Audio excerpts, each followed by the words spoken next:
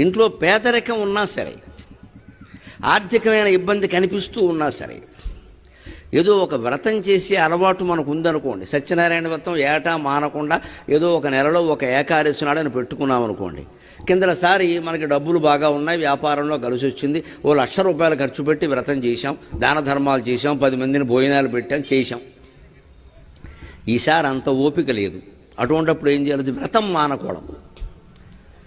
ఆ సత్యనారాయణ స్వామి విగ్రహం పాత బొమ్మైనా పర్వాలా అక్కడ పెట్టేసి, తమలపాకు పెట్టేసి, పసుపు వినాయకుడిని పెట్టేసి, 2 అరటిపళ్ళు పెట్టేసి, ఆ వ్రతకథ చదువుకునే, స్వామి ఈసారికి ఇంతే చేయగలను, నన్ను మన్నించు, నేను మానలేను, నిన్ను కొలవకుండా నేను ఉండలేను, నువ్వు వ్రతం చేయకపోతే అలాగా. అందులో కాస్త ఏదో కథ చెబుతున్నారు, సత్యం గొప్పది అంటారు, కాస్త సత్యానికి కట్టుబడి ఉంటాను, కానీ నా దగ్గర డబ్బులు లేవు, ఏం చేయమంటావు అని ఒక్క నమస్కారం చేసి ఆ 2 అరటిపళ్ళు అక్కడ పెట్టి, పురోహితుని అవసరం కూడా లేకుండా మనమే కథ చదువుకుని ఆ వ్రతాన్ని పూర్తి చేసేస్తే భగవంతుడు